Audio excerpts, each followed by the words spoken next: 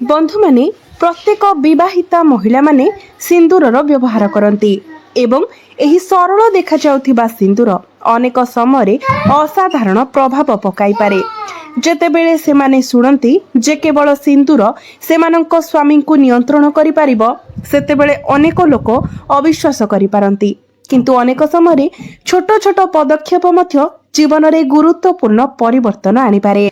बंधु माने जेतेबेले स्वामी एवं स्त्री मध्य संपर्क तार पूर्व मधुरता हराई थाए, जेतेबेले जुक्तितर्क आरंभ हो जाए, जेतेबेले हस नीरवतारे परिणत हो जाए, घनिष्ठता दूरतारे परिणत हो जाए, सेतेबेले हृदय एक प्रकारर भय पशि जाए जे बंधन धीरे धीरे दुर्बल हेउछि। जेतेबेले आपण जहांक सहित 7 जन्म पाई एकाठी रहिबाको शपथ नैथिले से बारंबार आपणको अपमानित करंती, अणदेखा करंती किंबा क्रोधरे कठोर कथा कहती, यह आपणकर हृदय को भांगी दे थाए। तथापि सत्य हेउछि जे पर्यंत एक संपर्क रहिछि ताहाको भांगिबारु रोकिबा पाई चेष्टा करिबा बुद्धिमान एवं दायित्वपूर्ण काम। विवाह केवल दुईटी लोकंकर एक मिलन नुहे, यह दुईटी परिवार, दुईटी मूल्यबोध एवं दुईटी जीवन यात्रार मिलन एवं एहाको संरक्षण करिबा उभयंकर नैतिक कर्तव्य। केतेक समय बाहरी सबकिछि साधारण एवं खुशीमय देखा जाए, किंतु भितरे गभीर भूल बुझामणा, ईर्षा, हस्तक्षेप एवं ग्रह प्रभावर संपर्क को दुर्बल करने आरंभ करे। किछि लोक बाहरे हसी थांती, किंतु गुप्त भावरे सेमानंकर घर भांगिबाकु जाउथाए। दुखर विषय केतेक समय आपणक निज लोक मध्य अजाणतरे किंबा जानि सुनी आपणक मध्यरे दूरता वृद्धि करंती एवं ए सबुरे किए सबुठारु अधिक चाप वहन करे, प्रायतः जड़े महिला। कारण से तांको श्वशुर घरर एक नूतन परिवेश रे तांको बापा मांक ठारु बहुत दूर रे रही थांती। तांको सेठारे प्रत्येक दायित्व को तुलाइबाकू पड़ी थाए। घर काम, परिवारर दायित्व, सामाजिक साजसज्जा एवं निजर मानसिक संतुलन। एपरी परिस्थिति रे से क्रोधर सहित सब किछिर प्रतिक्रिया मध्य देई पारंती नाही। जदियो से चाहिए से तुरंत संपर्क भागिबाकू निष्पत्ति नहीं पारिबे नाही। तांको प्रेम बजाय रखिबाकू पड़िबो, सम्मान बजाय रखिबाकू पड़िबो एवं निजर आत्मसम्मान को बजाय रखिबाकू पड़िबो। अनेक भौणी एपरिकी कहती जे सेमाने घरु बाहर को जाई पारु नाहंती, सेमाने मंदिर किंबा नदी पाखकू मध्य जाई पारु नाहंती, सेमाने बड़ यज्ञ करि पारु नाहंती, विशेष सामग्री आनिबा मध्य सेमानंको पाई सहज नुहे। कारण घरे सेमानंकु सब बेले प्रश्न पचरा जाई थाए, जेतेबेले समाधान खोजिबा कष्टकर होई जाए, एहा आहुरी हताशजनक होई पारे। किंतु सत्य हेउछि प्रत्येक समस्यार एक जटिल समाधान न थाए। केतेक समय समाधान आपणक निज भीतरे मध्य रही थाए, केवल सठिक उपाय। एबे प्रत्येक विवाहिता महिला प्रथम दिनरु विवाह परे प्रत्येक दिन तांकर वैवाहिक जीवनर आनंदर प्रतीक देवी शक्तिंकर आशीर्वाद बोली सिंदूरर व्यवहार करिथांती। सेही सिंदूर केवल साजसज्जा नुहे, यह शक्तिर प्रतीक। ज्योतिष शास्त्र अनुसार वैवाहिक जीवन मुख्यतः शुक्र एवं मंगलଙ୍କ द्वारा प्रभावित हुए। शुक्र प्रेम, आकर्षण एवं कोमलतार कारक।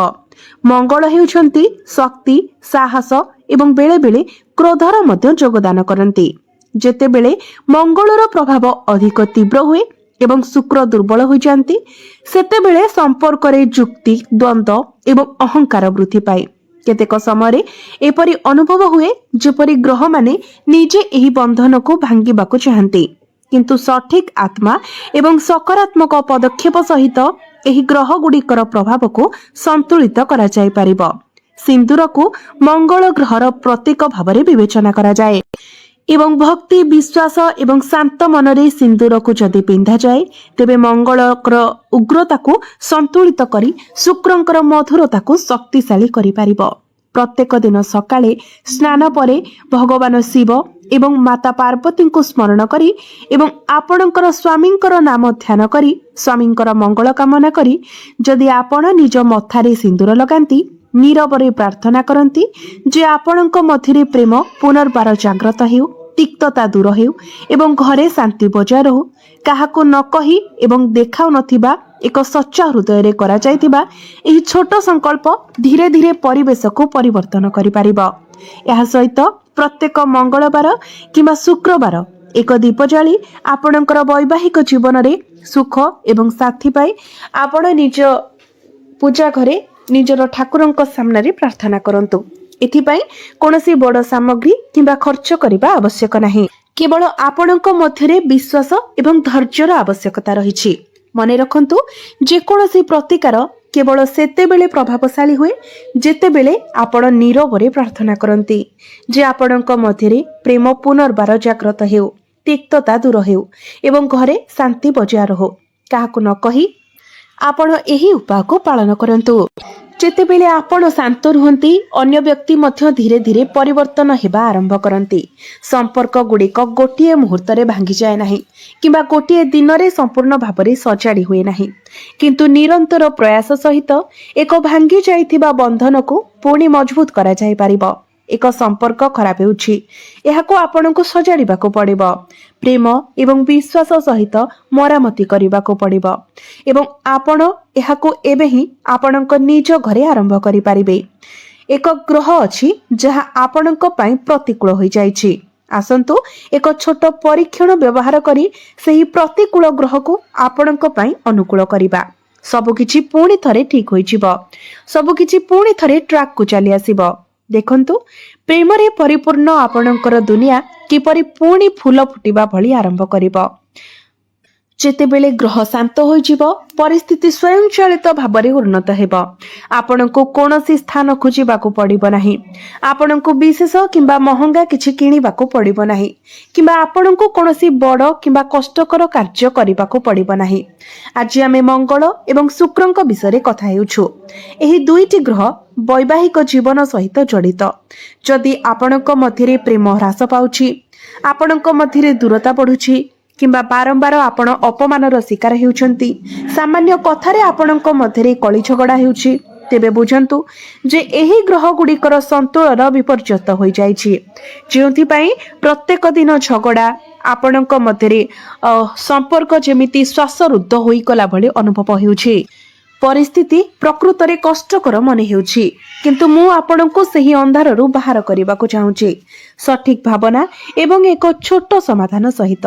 ଏହି ଉତ୍ତେଜନାକୁ ଶାନ୍ତ କରାଯାଇପାରିବ, ପରିବେଶକୁ ଥଣ୍ଡା କରାଯାଇପାରିବ ଏବଂ ସମ୍ପର୍କ ପୁଣି ଥରେ ମଧୁର ହୋଇପାରିବ। ଏବେ ଭଲ ଭାବରେ ବୁଝନ୍ତୁ, ସେହି ଯାଦୁକରୀ ଜିନିଷ ଆପଣଙ୍କ ପାଖରେ ହିଁ ଅଛି। ଏହା କୌଣସି ବାହ୍ୟ ବସ୍ତୁ ନୁହେଁ, ବରଂ ଆପଣ ପ୍ରତ୍ୟେକ ଦିନ ବ୍ୟବହାର କରୁଥିବା ସିନ୍ଦୁର ବାକ୍ସରୁ ଆପଣଙ୍କର ନିଜର ସିନ୍ଦୁର। କିନ୍ତୁ ମନେ ରଖନ୍ତୁ, ଏହାକୁ କେବେ ବି କାହାଠାରୁ ଉଧାର ନିଅନ୍ତୁ ନାହିଁ। ଅନ୍ୟ କାହାର ବ୍ୟବହୃତ ସିନ୍ଦୁର ଆପଣ ବ୍ୟବହାର କରନ୍ତୁ ନାହିଁ। ନିଜର ସିନ୍ଦୁର ମଧ୍ୟ ଅନ୍ୟ କାହାକୁ ଦିଅନ୍ତୁ ନାହିଁ। ଏହା ସହିତ ଅନେକ ନକାରାତ୍ମକ ଚିନ୍ତାଧାରା ଏବଂ ଏହା ମନ୍ତ୍ର ଜଡ଼ିତ ମଧ୍ୟ ହୋଇପାରେ। ଆପଣ ଜାଣି ମଧ୍ୟ ପାରିବେ ନାହିଁ ଯେ କିଏ କେଉଁ ଉଦ୍ଦେଶ୍ୟରେ ଆପଣଙ୍କର ସିନ୍ଦୁରକୁ ଛୁଇଁଛି। ତେଣୁ ଆପଣଙ୍କର ବୈବାହିକ ଜୀବନର ଏହି ପ୍ରତୀକକୁ କେବଳ ନିଜ ପାଖରେ ସୁରକ୍ଷିତ ରଖନ୍ତୁ। ଏବେ ଆସନ୍ତୁ ଜାଣିବା ଉପାୟ ବିଷୟରେ। ତ ସେଥିପାଇଁ ଆପଣ ଯେକୌଣସି ମାସର ଶୁକ୍ଳ ପକ୍ଷ ସମୟରେ ଶୁକ୍ରବାର ରାତିରେ ଏହି ବ୍ରତଟି କରିବାକୁ ପଡ଼ିବ। କୃଷ୍ଣ ପକ୍ଷରେ ଏହି ଉପାୟଟିକୁ ଆପଣ ପାଳନ କରିପାରିବେ ନାହିଁ। ଏଥିପାଇଁ ଆପଣ 5ଟି ସମ୍ପୂର୍ଣ୍ଣ ଲବଙ୍ଗ ଆଣନ୍ତୁ। ନିଶ୍ଚିତ କରିନିଅନ୍ତୁ ଯେ ଏହି ଲବଙ୍ଗ ଗୁଡ଼ିକ ଯେମିତି କୌଣସି ସ୍ଥାନରୁ ଭାଙ୍ଗି ନଥାଏ। ସମ୍ପୂର୍ଣ୍ଣ ଗୋଟା ଲବଙ୍ଗ 5ଟି ଆପଣ ନିଅନ୍ତୁ। ତାପରେ ଆପଣ ପ୍ରତିଦିନ ବ୍ୟବହୃତ ରୋଷେଇ ଘରର ପାତ୍ରରୁ ଲବଙ୍ଗ ନିଅନ୍ତୁ ନାହିଁ। ଆପଣ ଦୋକାନରୁ ଭଲ ଲବଙ୍ଗ କିଣିକି ଆଣନ୍ତୁ। ଏହି ଉପାୟଟିକୁ ଆପଣଙ୍କୁ ସନ୍ଧ୍ୟା ସମୟରେ କରିବାକୁ ପଡ଼ିବ, ଯେତେବେଳେ ଆମେ ଘରେ ସନ୍ଧ୍ୟା ଦେଇଥାଉ। ତ ତାପରେ ଆପଣ ଆପଣଙ୍କର ସିନ୍ଦୁରର ଫରୁଆ ଏବଂ 5ଟି ଲବଙ୍ଗ ନେଇ ଆପଣଙ୍କର ଠାକୁର ଘରକୁ ଯାଆନ୍ତୁ। ତାପରେ ଆପଣ ସେଠାରେ ଶାନ୍ତ ଭାବରେ ଠିଆ ହୋଇଯାଆନ୍ତୁ। ତାପରେ ନିଜର ସିନ୍ଦୁର ଫରୁଆକୁ ଖୋଲନ୍ତୁ। ଗୋଟିଏ ଗୋଟିଏ କରି 5ଟି ଲବଙ୍ଗକୁ ସିନ୍ଦୁର ଡବାରେ ସମ୍ପୂର୍ଣ୍ଣ ଭାବରେ ଚାପି ଦିଅନ୍ତୁ ଏବଂ ଆପଣଙ୍କର ସ୍ୱାମୀ କିମ୍ବା ଜୀବନସାଥୀଙ୍କ ନାମ ଜପ କରନ୍ତୁ। ଲବଙ୍ଗ ଦୃଶ୍ୟମାନ ହେବା ଉଚିତ ନୁହେଁ, ସେଗୁଡ଼ିକୁ ସମ୍ପୂର୍ଣ୍ଣ ଭାବରେ ସିନ୍ଦୁରରେ ଘୋଡ଼ାଇ ଦିଆଯିବା ଉଚିତ। ପ୍ରତ୍ୟେକ ଲବଙ୍ଗ ଘୋଡ଼ାଇବା ସମୟରେ ମାନସିକ ଭାବରେ ଆପଣଙ୍କ ଜୀବନସାଥୀଙ୍କର ନାମ ଜପ କରନ୍ତୁ। ତାପରେ ସିନ୍ଦୁର ଡବାଟିକୁ ଆପଣ ବନ୍ଦ କରିଦିଅନ୍ତୁ ଏବଂ ପୂର୍ବରୁ ଯେତେବେଳେ ଆପଣ ସିନ୍ଦୁରରେ ସେହି 5ଟି ଲବଙ୍ଗ ଭର୍ତ୍ତି କରିଦେଲେ, ଭଲ ଭାବରେ ଘୋଡ଼ାଇ ଦେଲେ, तापरे आपणकर इच्छा स्पष्ट भाବରେ कुहंतु। आपण जो परिस्थिति चाहुछंती ताहा कुहंतु, जेपरि एहा पूर्वरु घटी सारिछि, जेपरि सब किछि संपूर्ण। मो स्वामी मते बहुत भल पाती, से मते सम्मान करती, आम मध्यरे शांति अछि, आमे परस्पर खुशी रे सहभागी। विश्वासर सहित एही शब्द गुड़िक कहंतु, कौनसी संदेह रखंतु नाही, एहा घटिबो कि नाही से विषय चिंता करंतु नाही, बरं अनुभव करंतु जे सब किछि पूर्वरु स्थिर होई सारिछि। एहा परे सिंदूर पात्र को बंद करंतु एवं आपणकर विदाय को पूर्व परि समान सिंदूर रे पूर्ण करंतु। निरंतर विश्वास सहित एही परीक्षण अभ्यास करंतु। धीरे धीरे आपणक घरर परिवेश रे आपण परिवर्तन अनुभव करिवे। आपणक मध्यरे कथावार्ता मधुर हेबाकू लागिब, संपर्क रे मधुरता आसीब। एबे आपण लक्ष्य करिवे जे आपणक स्वामी आपणको भल पाइबा आरंभ करिसंती, अपमान देउनाहंती, आपणक सहित चालुछंती, आपणक खुशी रे साथी होई रहुछंती, आपण दुई जण एकाठी रहुछंती। तो से सिंदूरर डबा को सिंदूरर फरुआ को आपण एक सुरक्षित स्थान रे रखंतु। ता परदिन शनिवार जेतेबेले आपण सकाळे स्नान परे पूजा करबाको आसंती, प्रथमे साधारण रीतिनीति करंतु, तापरे सिंदूर पात्र खोलंतु। सेही समय पूर्व दिग को मुख करबाको मने रखंतु। तापरे प्रेमर सहित आपणकर जीवन साथींकर नाम नै सेही सिंदूर डबारू सिंदूर आनी निज मथारे लगांतु। मने रखंतु सेथिरु आपण लवंग को कदापि काढिबे नाही। अति कम रे 21 रु 43 दिन भितरे केबे भी सेही लवंग को सिंदूर डबारू काढिबे नाही एवं सिंदूररू जेमिति लवंग न बाहारे सेथि प्रति ध्यान रखिबे। लवंग जेमिति बाहर को न दिसे सेथिपाई सबुबेले सिंदूर डबा भरिकी रखिबे। तापरे 43 दिन परे सिंदूररू लवंग गुड़ी को सावधानतार सहित बाहर करंतु। से गुड़ी को एक सफा कागज रे रखी आपण गुड़े दियंतु। एबे एक ठंडा स्थान रे जेमिति कि आपणक घर पाखरे बाउंड्री भितरे जदि किछि गछ अछि किंबा फूल कुंड अछि जोथिरे आपण प्रत्येक दिन पानी देउछंती, तेबे आपण सेही पात्ररू टिके माटी बाहर करी लवंग भितरे रखि पारिबे एवं तापरे माटीर ऊपर स्तर को समान करि पारिबे। जदि आपण बाहर को जाई पारिबे तेबे एहाको आपण नदी किंबा प्रवाहित जल रे बुडाई पारिबे। जे भौणी माने बाहर को जीवाको कष्टकर अनुभव करूछंती से माने एहाको घरे जे कोनोसी पात्र रे पोथि पारिबे। केवल निश्चित करंतु जे एहा एक गछ जहाको नियमित पानी दिया जाउछि, सेही गछ मूल रे ही आपण एहाको पोथि पारिबे। एही प्रक्रिया समाप्त हेबा परे आपण धीरे धीरे आपणक घरे एक शांत परिवेश देखिबे। पूर्वरु जे गरम परिस्थिति थिला ताहा ठंडा हेबा आरंभ करिवो। जे माने पूर्वरु आपणक उपरे रागिथिले सेमानकर सात स्वर रे आपण कथावार्ता सुनिबाकू पाइबे। जे व्यक्ति बारंबार संपर्क भांगिबाकू धमक देउथिले सेमानकर चिंताधारा रे परिवर्तन आसीब। आपण सेमानक आचरण रे नम्रता एवं संपर्क रे स्थिरता देखि पारिबे। जेउ कागज रे लवंग गुडा जाइथिला ताहा खोली माटी किबा पानी रे केवल लवंग को रखंतु। कागज को आपण ता पाखरे रखंतु। एही सरल उपाय करंतु। विश्वासर सहित एही प्रतिकार अभ्यास करंतु। निश्चित भाबरे आपणकर वैवाहिक जीवन रे आपण एक मधुरता देखिबाकू पाइबे, एक चमक देखिबाकू पाइबे। आपणक मध्यरे सब किछि ठीक होई जिवो। आपणक मध्यरे प्रेम बढ़िबो, भल पाइबा बढ़िबो, विश्वास बढ़िबो, बुझामणा भल रहिबो। तो बंधु माने मोर एही उपायटी जदि आपणको भल लागि थाए, एही भिडियोटी जदि आपणकर काम रे आसी थाए तो भिडियोटी को लाइक करी चैनल टी को सब्सक्राइब करि देबे एवं कमेंट बॉक्स रे भक्ति एवं श्रद्धार सहित जय मां लक्ष्मी जय मां पार्वती निश्चय लिखिबे।